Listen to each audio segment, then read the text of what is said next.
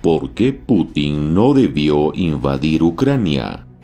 Número 1. Recursos humanos. 1.1 Características cuantitativas. Claramente la cantidad juega a favor de Rusia. En promedio, 4 veces más grande que las Fuerzas Armadas de Ucrania. En hombres, vehículos, aeronaves y navíos. 1.2 Características cualitativas. Los soldados rusos son muy jóvenes y con poco entrenamiento. Un cuarto de sus tropas de élite son reclutas, es decir, que de sus 850.000 efectivos en servicio activo, solo 405.000 son profesionales. Rusia tuvo soldados profesionales desde el 2008, Estados Unidos desde 1973, Francia desde el 2001, Alemania desde el 2011 y sin embargo Rusia no tiene sargentos y suboficiales, algo fundamental y estratégico para cualquier ejército del mundo. Paréntesis, un sargento es un mando medio a cargo de la tropa. Su trabajo es instruir, adiestrar, coordinar y supervisar. Es el eslabón de conexión entre los altos mandos y los soldados. Es el primer elemento de la cadena de mando para que un combatiente reciba consejos y o correcciones. Pero ¿cómo pasó esto? La primera academia de suboficiales de Rusia se abrió el 2009. Gradúa 2.000 sargentos cada año. 2009 definitivamente fue demasiado tarde para contar con una academia de suboficiales. Acorde al tamaño del ejército ruso, de su extensión territorial y de los objetivos de Putin, ejemplo, la invasión a Ucrania, el déficit de mandos medios queda más que comprobado y a gran escala. Datos importantes. Los subtenientes rusos también fungen como sargentos.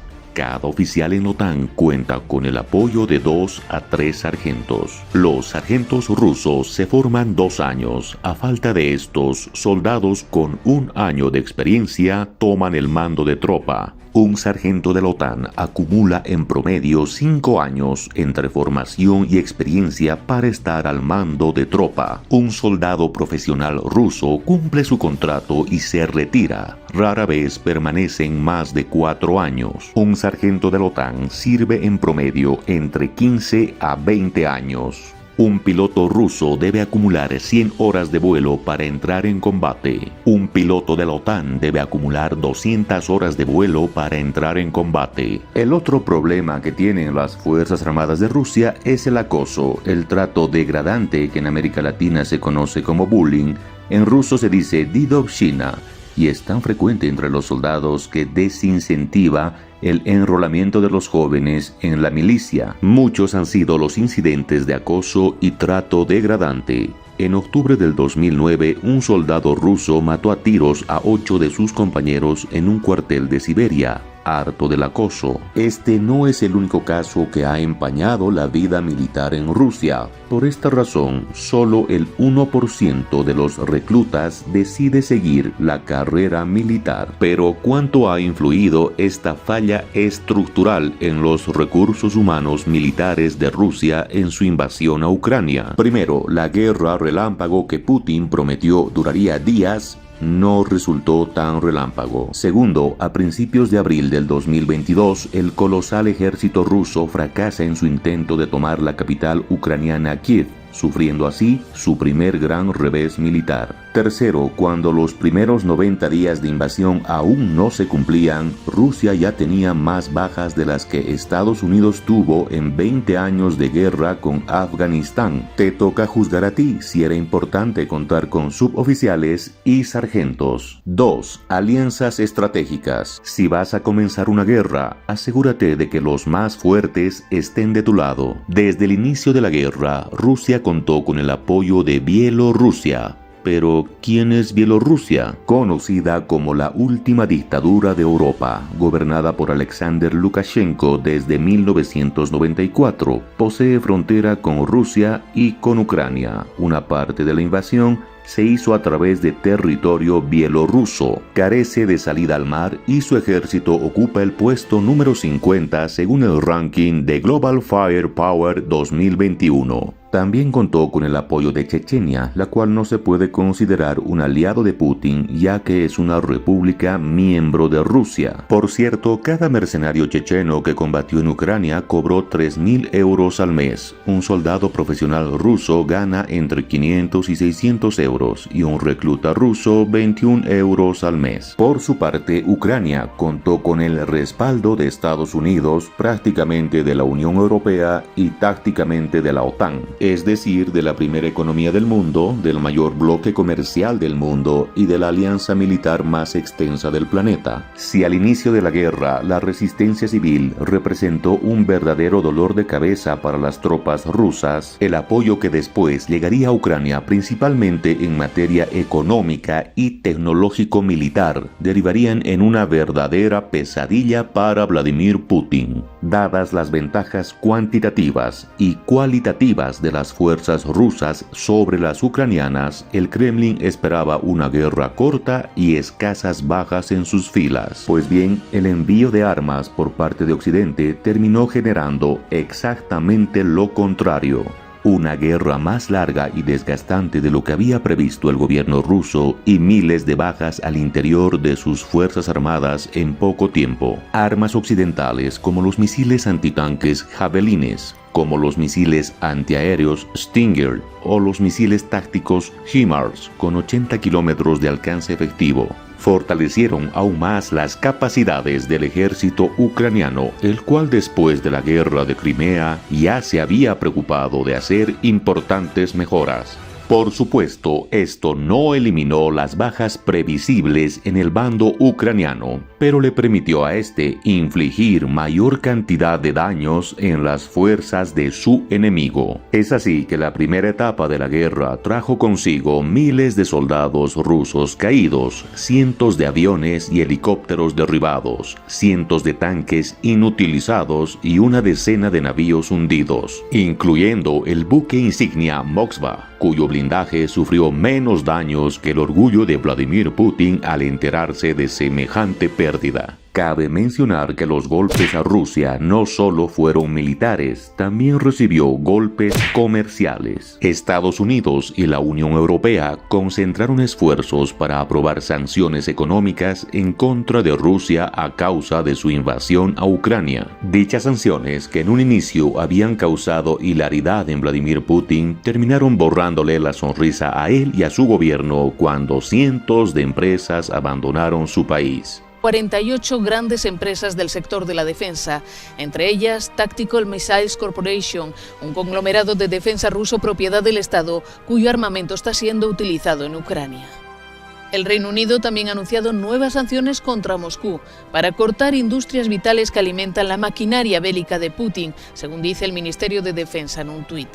Las nuevas sanciones se dirigen a bancos, élites empresariales y compañías de defensa, como Kronstadt, el principal fabricante de drones rusos, o el grupo Wagner, la organización de mercenarios.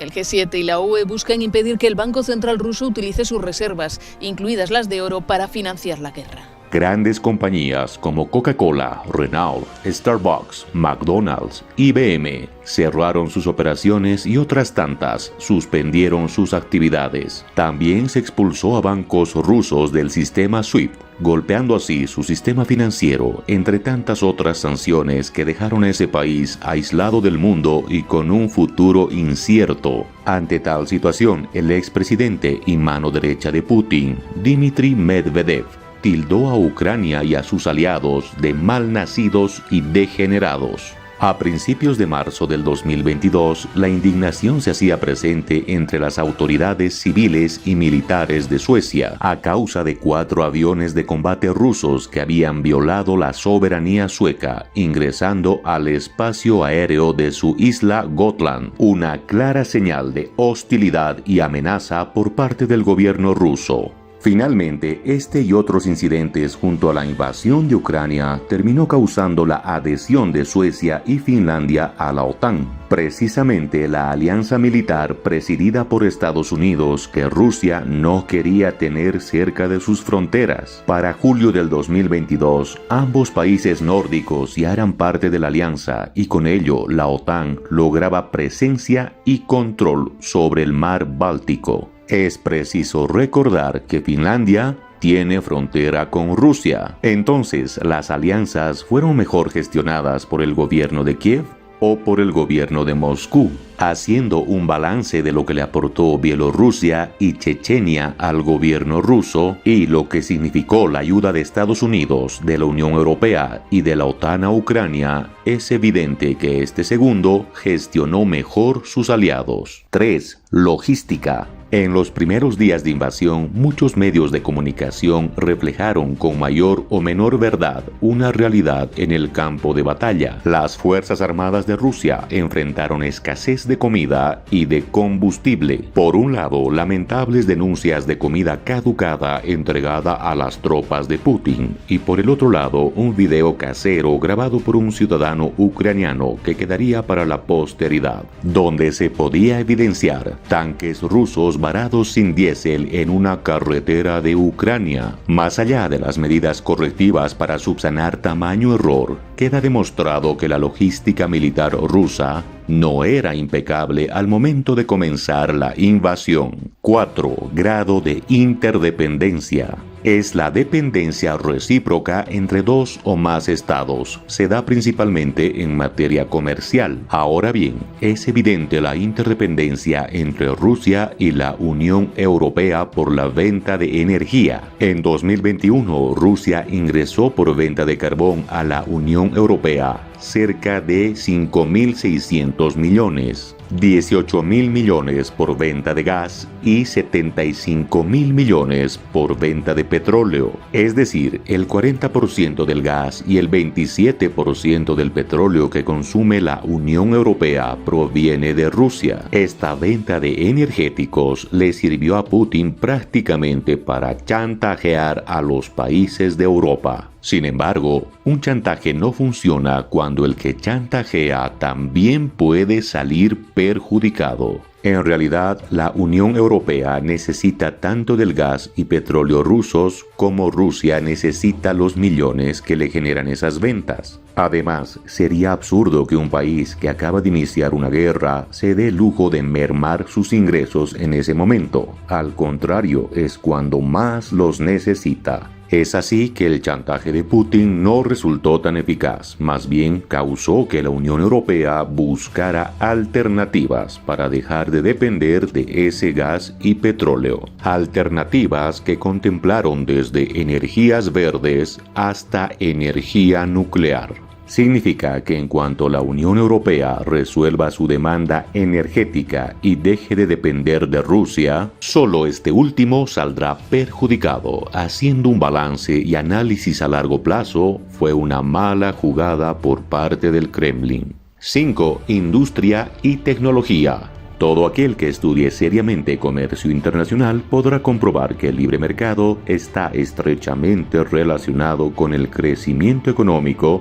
y el desarrollo de industrias eficientes. No es casualidad que países como Singapur, Suiza, Estonia, Irlanda, Países Bajos, etc., logren tanto desarrollo y siempre estén en los primeros puestos de países con mayor libertad económica. Puedes corroborarlo en los rankings de libre mercado que se publican cada año. Tampoco es casualidad que países con menor desarrollo económico e industrial sean precisamente los que menos libertad económica aplican. Naciones como Corea del Norte, Venezuela, Cuba, Zimbabue, Bolivia, siempre están al final de los rankings que miden libre mercado. Por cierto, Rusia anda fluctuando entre el puesto 100 de libertad económica, a veces más, a veces menos. Es un país relativamente pobre. En un libre mercado no existen los monopolios. Las empresas venden cuando entregan valor al mercado, es decir, el producto o servicio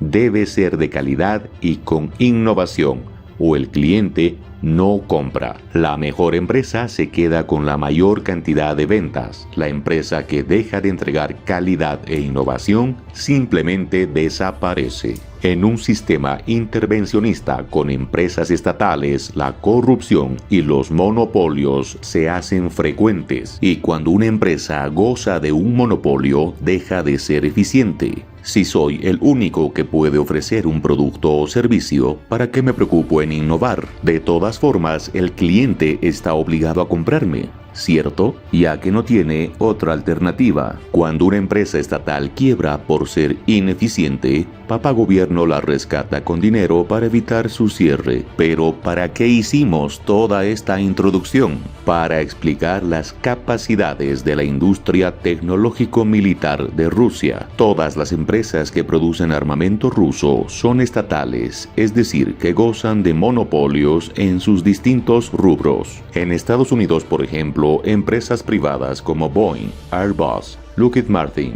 y Raytheon compiten por ser el fabricante elegido de un avión de combate. La empresa que demuestre mayor innovación y calidad se queda con el contrato millonario. En Rusia, la empresa estatal UAC no tiene mucha competencia para ser el fabricante elegido de los aviones de combate rusos. Y si no crees que un monopolio genera ineficiencia, vamos con el ejemplo de NPO Novator. Esta empresa, propiedad del Ministerio de Finanzas ruso, es la que fabrica los misiles inteligentes que resultaron no tan inteligentes, utilizados por las Fuerzas Armadas de Putin. Según algunos reportes, estos misiles tendrían una tasa de falla del 60%. Y como si esta tragedia en calidad fuera poco, su capacidad de producción en 2017 era de 60 misiles cada 6 meses. Por cierto, los rusos han disparado 1.200 misiles solo en el primer mes de invasión a Ucrania. Algo me dice que la capacidad de producción de NPO Novator le queda un poquito apretado a la milicia rusa.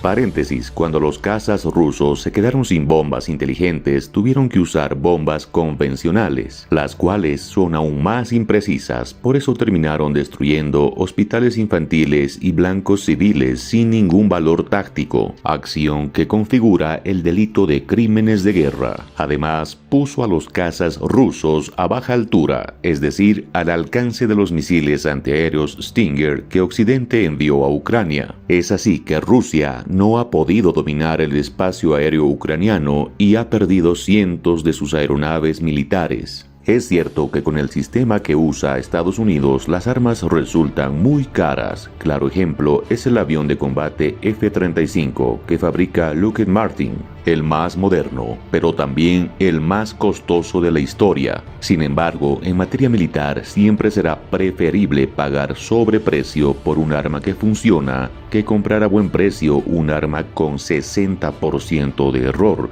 y que además no está disponible en las cantidades requeridas. Un ejército victorioso gana primero y entabla la batalla después. Un ejército derrotado lucha primero e intenta obtener la victoria después. El arte de la guerra. Todo parece indicar que esta invasión le dejó a Rusia más pérdidas que ganancias. Sun Tzu dijo: la mejor victoria es vencer sin combatir. Dicho esto, podemos afirmar que Putin definitivamente no debió invadir Ucrania, o al menos no debió avanzar más allá de Lugansk y Donetsk, regiones del Donbass, donde separatistas prorrusos proclamaron sus respectivas independencias, claramente para ser anexadas a Rusia posteriormente. Una jugada muy similar a la que aplicaron con Crimea. Intentar la toma de Kiev y de la mayor parte del territorio ucraniano fue morder más de lo que podía masticar.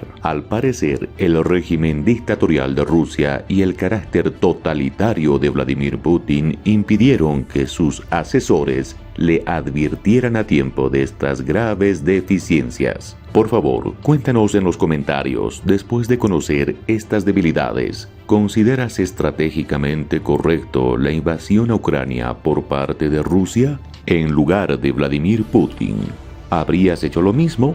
¿O habrías concentrado tus fuerzas solo en Lugansk y Donetsk?